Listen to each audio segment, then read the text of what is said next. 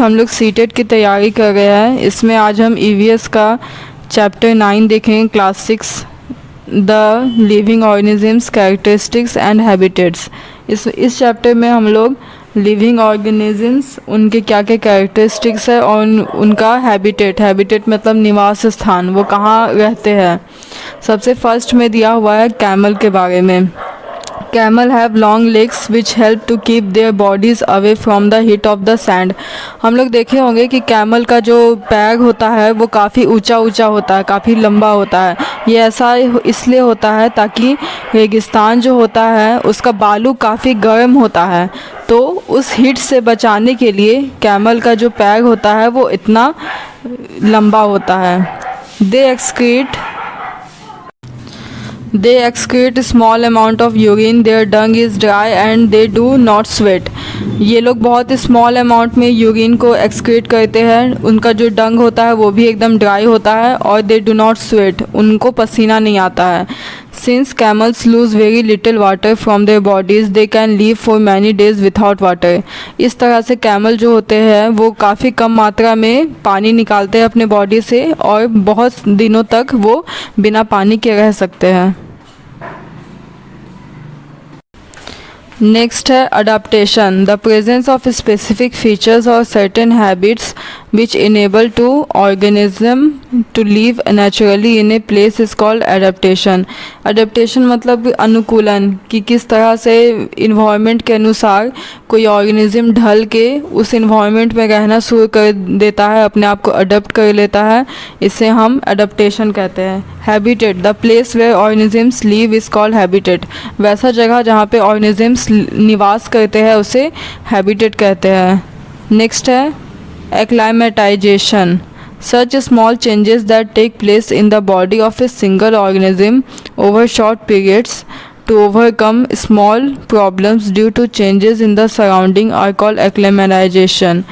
वैसा changes जो कि organisms के बॉडी में होता है थोड़े समय के लिए, ताकि वो उस सराउंडिंग में अपने आप को छुपा सके, रह सके। इस प्रोसेस को हम एक्लेमेटाइजेशन कहते हैं। These changes are different from the adaptations that take place over thousands of years. ये changes उस change से अलग है, वैसा adaptation से अलग है जो कि हजारों साल में होता है। नेक्स्ट है deserts. Rats and snake are desert animals. यहाँ कहा गया है कि रैट और स्नेक जो है वो डिज़र्ट एनिमल्स है। रेगिस्तान में दिन में धूप से बचने के लिए इनके पास ऊँट जैसे लंबे लंबे पैर नहीं होते हैं। ये बालू में बिल बनाकर और ये रात होने पर ही बिल से बाहर आते हैं जब रेत ठंडी हो जाती है। जो इस तरह के एनिमल्स होते हैं, रैट और सांप, ये लोग क्या करते हैं कि दिन के समय में बिल बना के ज़मीन के नीचे रहते हैं और जैसे ही रात होता है, जब रेत ठंडी होती है, तब ये निकलते हैं अपना भोजन ढूंढने और शिकार वगैरह करने के लिए, तब बाहर आते हैं।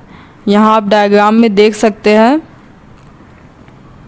डिज़र्ट एनिमल्स इन ब्यूरोज, कैसे चूहा और एक सांप बिल में, दिन का समय है और बिल के अंदर है। डिज़र्ट प्लांट्स, अब हम लोग देखेंगे कुछ डिज़र्ट प्लांट्स के बारे में। Desert plants have lose very little water through transpiration. ये जो डिज़र्ट प्लांट्स होते हैं वो काफ़ी कम अमाउंट में वाटर लूज़ करते हैं ट्रांसपिरेशन के प्रोसेस से। The leaves in desert plants are either absent, very small और they are in the form of spines. जो प्लांट डिज़र्ट प्लांट्स होते हैं उनमें या तो लीव एब्सेंट होते हैं, या तो बहुत छोटे होते हैं, या फिर स्पाइन मतलब कांटा के रूप में होते हैं। ऐसा इसलिए होता है ताकि ट्रांसपिरेशन कम हो प्लांट्स में और स्पाइन के फॉर्म में रहते हैं ताकि काफ़ी कम अमाउंट में वाटर निकले, ट्रांसपिरेशन हो। This helps in reducing loss of water from the leaves through transpiration.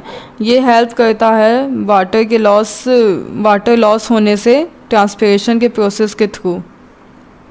Cactus, हम लोग जानते हैं कि रेगिस्तान में तो बहुत ज़्यादा पेड़ पौधे नहीं उगते हैं। एक कैक्टस प्लांट है जो डिज़र्ट में उगता है, और भी कुछ प्लांट्स हैं जो कैक्टस के बारे में हम देखेंगे, कैक्टस में जो हम लीफ लाइक स्ट्रक्चर देखते हैं वो एक्चुअली में उसका स्टेम है।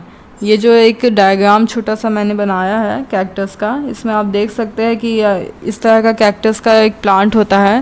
तो ये जो बड़ा बड़ा लग रहा है कि ये इसका पत्ता है, लेकिन एक्चुअल में ये इसका स्टेम है, और इसमें जो स्पाइंस होते हैं ये इसके पत्ते हैं होते हैं। इन प्लांट्स में फोटोसिंथेसिस स्टेम के द्वारा होता है। ये जो स्टेम होता है इसी के द्वारा कैक्टस प्लांट जो है वो अपना फोटोसिंथेसिस का प्रोसेस कैरी आउट करता है। The stem is also covered with thick waxy layers which help to retain water in the tissues of cacti. Stem जो होता है वो उसमें काफ़ी थिक लेयर होता है वैक्स का, जिससे कि जो वाटर है वो उनके टिश्यू से निकल ना सके। अब हम कुछ माउंटेन रीजन्स के बारे में देखेंगे। वहाँ पे कौन कौन से एनिमल्स पाए जाते हैं। वहाँ पे स्नो लिपर्ड पाया जाता है। Snow leopard has thick fur on its body including feet and toes. Snow leopard जो होता है उसका काफ़ी थिक फर पाया जाता है। उसके फीट और टॉयज़, उसके मतलब पैर और जो उसके टो होते हैं उसमें भी वो सब भी फर से पूरे तरह से कवर रहते हैं। This protects his feet from the cold when it walks on the snow. ऐसा क्यों होता है? इस तरह ऐसा इसलिए होता है ताकि वो जब स्नो में वॉक करे तो उनके पैर में ठंडा ना लगे, बॉडी उनका प्रोटेक्ट हो सके इतना ज़्यादा ठंड से। और आप लोग जानते होंगे कि इस तरह का जो माउंटेन रीजन होता है वहाँ पे जो पेड़ होते हैं वो जनरली कोन शेप के होते हैं। कोन शेप के इसलिए होते हैं ताकि जो बर्फ़ पड़े तो वो उन पौधों में, पेड़ों में मतलब रह ना जाए, स्लाइड कर जाए, इसीलिए इस तरह के पेड़ जो होते हैं वो कोन शेप के होते हैं। नेक्स्ट हम लोग देखेंगे डॉल्फिन एंड वेल्स के बारे में। Dolphin and whales do not have gills. आप लोग जनरली जानते हैं हम लोग कि मछली में क्या होता है, गिल्स होता है, गिल्स के वजह से ही वो लोग सांस ले पाते हैं। लेकिन ये जो डॉल्फिन और वेल्स होती है ये भी तो एक तरह की मछली ही है, लेकिन इनमें गिल्स नहीं पाया जाता है। They breathe in air through nostrils और blow holes that are located on the upper parts of their heads. They come out to the surface from time to time to breathe in air। ये जो मतलब ये well और dolphin होते हैं, इनका क्या होता है, इनमें नॉस्ट्रिल्स होता है जिसके हेल्प से वो लोग सांस ले पाते हैं। और ये सांस लेने के लिए आप बार बार ये समुद्र हो गया या फिर कोई भी पानी किसी भी तरह का सोर्स ऑफ वाटर में रहते हैं तो ये ऊपर के सरफेस में आते हैं सांस लेने के लिए। आप लोगों ने बहुत सारे टीवी शोज़ में कार्टून्स वगैरह में देखा होगा, या इस तरह के मतलब डॉल्फिन वगैरह होता है वो बार बार ऊपर आता है, तो वो आता है इसीलिए सांस लेने के लिए। Ponds and lakes. In aquatic plants, roots are much reduced in size and their main function is to hold the plant in place. In aquatic plants जो होते हैं उनका जो रूट्स होता है वो काफ़ी मतलब कम साइज में मतलब रिड्यूस हो जाता है, और उनका मेन फंक्शन यही रहता है कि वो प्लांट को होल्ड कर सके, एक जगह रख सके। The stem of this plants are long, hollow and light. ये इस तरह के जो मतलब पॉन्ड्स और लेक्स में जो भी प्लांट पाए जाते हैं उनके जो स्टेम होते हैं, तने होते हैं, वो मतलब लंबे होते हैं, हॉलो खोखले होते हैं एंड लाइट, काफ़ी लाइट होते हैं। आप लोगों ने देखा होगा कभी तालाब वगैरह में कि प्लांट्स जो होते हैं वो मतलब उनका पत्ता जो होता है वो वाटर की सरफेस पे तैरता है क्योंकि मतलब इसका जो तना रहता है काफ़ी लाइट रहता है, जो कि इसलिए ये इस तरह के जो मतलब प्लांट्स रहते हैं वो काफ़ी पतला तना वगैरह होता है, और इनका रूट्स जो होता है वो काफ़ी कम होता है, बहुत ज़्यादा मतलब कम होता है, बस होल्ड करने का काम करता है प्लांट को। There is some heat being produced inside the sac of wheat. The seeds respire and that process gives out some heat. इसके बाद एक नेक्स्ट इनसाइट एनसीईआरटी की बुक में एक पॉइंट था कि आप लोगों ने कभी ना कभी तो मतलब अगर कोई अनाज का ढेर रहता है तो उसमें अपना मुट्ठी मतलब हाथ घुसा के देखा होगा, तो आप लोगों को ज़रूर मतलब वहाँ गर्मी फील हुआ होगा, मतलब कुछ हिट महसूस हुआ होगा। ऐसा इसीलिए होता है क्योंकि जो सीड्स होते हैं वो रिस्पायर करते हैं, सांस लेते हैं, और इसी प्रोसेस से वहाँ पे थोड़ा हीट जनरेट होता है। Thank you.